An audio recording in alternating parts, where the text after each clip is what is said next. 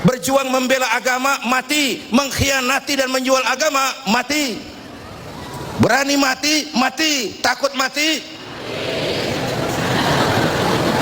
Sehingga Sayyidina Umar dengan ayat ini turun, kalau sebagian sahabat mau hijrah ngumpet-ngumpet, beliau malah kumpulin Quraisy dekat Ka'bah, pidato, tuan-tuan, besok pagi yang namanya Umar bin Khattab mau hijrah dari Mekah ke Madinah. Siapa yang kepengen palanya pisah sama badannya, silahkan cegat Umar di jalanan. Besok tenang beliau berangkat, nggak ada yang mau nyegat. Quraisy juga mikir, gue ngapain nyegat penyakit. Lihat kalau iman sudah bicara. Ada yang nggak takut lapar, nggak takut mati, takut lapar. Hijrah ke Madinah, tadi sono makan apa? Ini jelek-jelek Mekah kampung diri, nginjem-injem orang percaya. Di Madinah mau ngebuat nama siapa? Ayatnya nyambung, ayatnya turun lagi. Qul li ibadiyalladzina amanu inna ardi wasi'ah fa iyaya fa'budun. Katakan kepada mereka Muhammad, wahai hamba-hambaku, bumiku ini luas. Di Mekah kau makan, hijrah ke Madinah kau bakal makan. Jangan karena hijrah takut kelaparan, jangan karena membela agama takut nggak makan. Islam sih Islam, kalau gue dipecat bini gue makan apa? Ini orang dulu, ini orang dulu, orang dulu banget ini. Takut kalau dia nggak makan. Yang berangkat motifnya macam-macam. Ada yang berpikiran hijrah yuk, hijrah yuk. Emang kenapa? Kali-kali aja di Mekah dagang untungnya gedean, di Madinah dagang untung gedean. Ada lagi anak muda, hijrah yuk, hijrah yuk. Kenapa? Di Madinah cewek gampangan. Hijrah, ada. Lalu Nabi keluarkan itu hadis, innamal a'malu binniyat, ini asbabul wurud, sebab-sebab keluarnya ini hadis. Segala perbuatan tergantung niatnya. Yang hijrah karena pengen dagang, dia bakal untung di Madinah. Yang hijrah karena perempuan, dia bakal kawin di Madinah. Hijrahnya bergantung kepada niatnya. Saudara hadirin yang saya hormati, iman ini yang dibela, ini yang dipertahankan, ini yang diperjuangkan. Orang kayak Sayyidina Abu Bakar berangkat ikut hijrah, coba pikir ngapain, neangan naon. Kehormatan diri beliau bangsawan, kekayaan beliau hartawan. Hartawan bangsawan mau tengah malam buta kebelangsak nemenin Nabi tinggal di Gua Sur. Mana sekarang hartawan bangsawan mau kebelangsak tengah malam nemenin kiai? Bawaannya kalau kiai bawa map udah curiga aja sumbangan nih.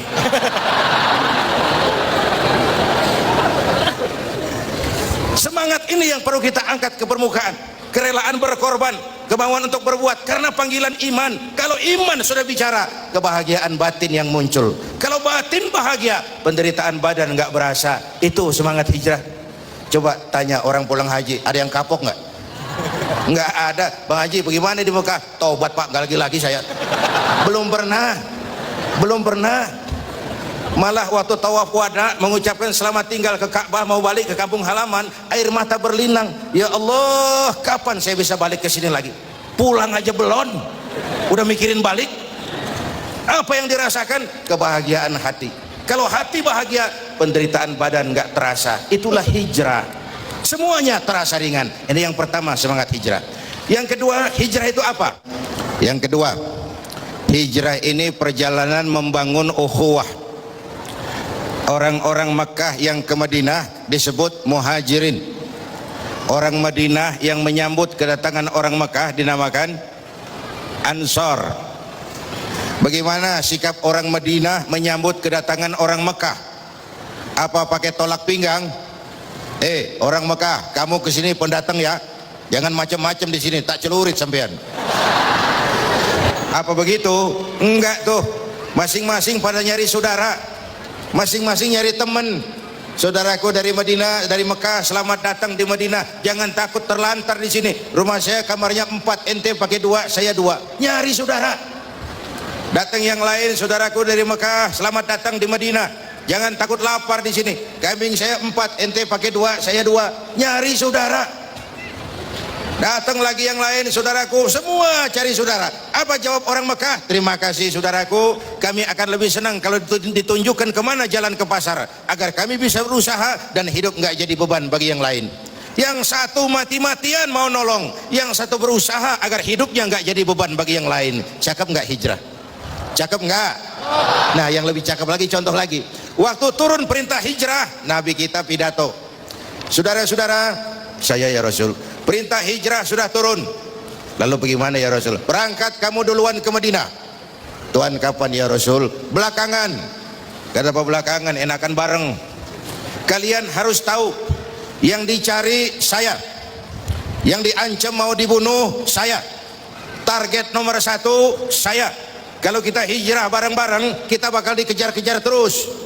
Tapi kalau kamu berangkat duluan, insya Allah kamu akan sampai dengan aman dan selamat. Kenapa? Karena saya yang diuber-uber tetap bertahan di Mekah. Mekah bahaya, berangkat kalian ke Madinah, selamatkan dirimu. Nih baru pemimpin.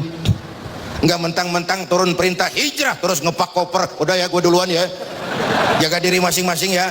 Enggak, umat dulu diselamatin. Kalau rakyatku lapar, aku orang pertama yang harus merasakan lapar.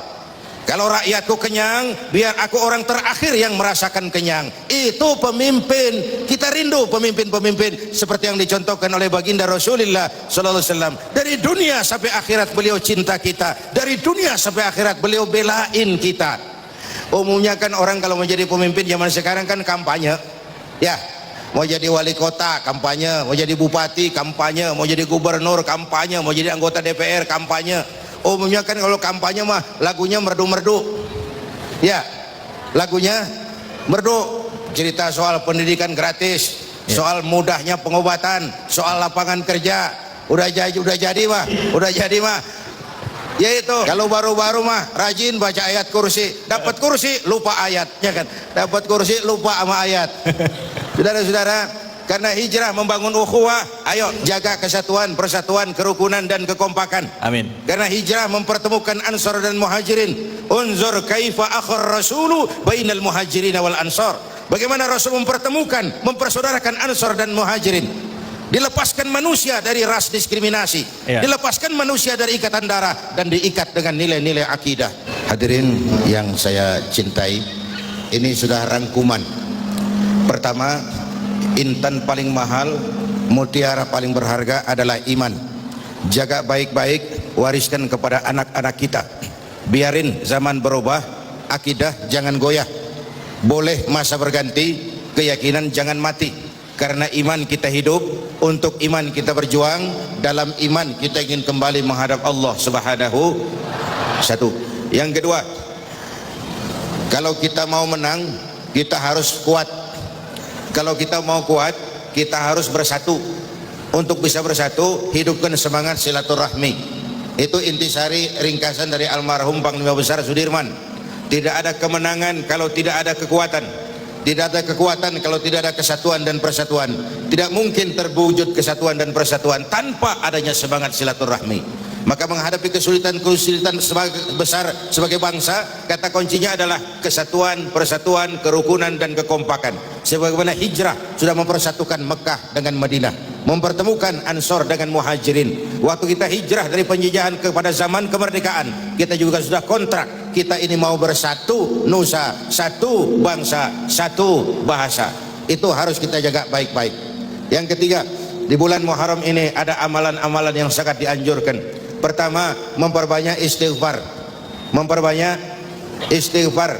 Wa ma kana Allahu mu'adzibahum wa hum yastaghfirun. Allah tidak akan turunkan bencana selagi di tengah mereka masih banyak orang-orang yang istighfar. Ada hadis qudsi, Allah enggak jadi mau marah karena melihat 3 perkara. Suyukhan rukka, wasibyanan rutta, wa bahaiman rutta. Orang-orang tua yang tengah malam sujud sambil berlinang air mata, itu yang meredam murka Allah. Allah mau marah enggak jadi ngelihat masih banyak yang begitu itu. Orang-orang yang tengah malam sujud sambil berlinang air mata. Yang kedua, bayi tanpa dosa masih menyusu, suci, bersih, belum ternoda sedikit pun. Yang ketiga, bahaiman rutta, binatang ternak melata mencari makan, lingkungan hidup masih terjaga keasliannya. Orang-orang tua tengah malam sujud, bayi-bayi tanpa dosa masih menyusu. Yang sekarang kita lihat bagaimana musibah nggak mau nambah, ngamalin hadisnya terbalik. Yang disuruh orang tua tengah malam sujud, bayi tanpa dosa nyusu. Ini sekarang bayi tanpa dosa dibuang ke tempat sampah gara-gara orang tua tengah malam nyusu. Ini terbalik ngamalin hadisnya. Di bulan ini dianjurkan memperbanyak istighfar. Boleh sayyidul istighfar, boleh istighfarnya Nabi Adam, Rabbana zalamna anfusana, dan seterusnya. Boleh istighfarnya Nabi Yunus, la ilaha illa anta subhanaka inni kuntu minadh dhalimin. Istighfar itu meredam murka Allah. Yang kedua, siapa yang diberikan keluasan rezeki oleh Allah di bulan ini, dekatlah sama anak yatim. Ana wa kafilul yatim kahataini yaumal qiyamah. Dan aku dengan orang yang mau menanggung beban anak yatim seperti dua jari ini di akhirat. Kalau di akhirat ingin dekat dengan Nabi, di dunia dekatlah dengan yatim. Bantu beasiswanya, beliin bajunya, urusin makannya, usap kepalanya penuh kasih sayang. Itu bawa berkah. Kayak saya nih, saya yatim piatu. Mak enggak, bapak enggak, udah. Ntar yang mau ngusap kepala saya boleh. Anak-anak yatim itu anak-anak kita semua. Saudara-saudara, itu amalan yang kedua. Yang ketiga, puasa sunnah. Kalau mampu 10 hari, kalau enggak 3 hari, sekurang-kurangnya 1 hari saja di bulan Muharram ini. Puasa sunnah itu, puasa itu penting buat kita karena intinya adalah pengendalian diri. Yang halal pun kalau belum waktunya jangan. Itu puasa tuh, disiplinnya cakep bener. Biar halal kalau belum waktunya jangan. Kan puasa begitu Ramadan, coba lihat. Tempe halal habis maghrib. Tahu halal habis maghrib, disiplinnya luar biasa. Air kelapa halal habis maghrib. Bini sendiri halal Habis maghrib. habis taraweh. Kirain habis maghrib.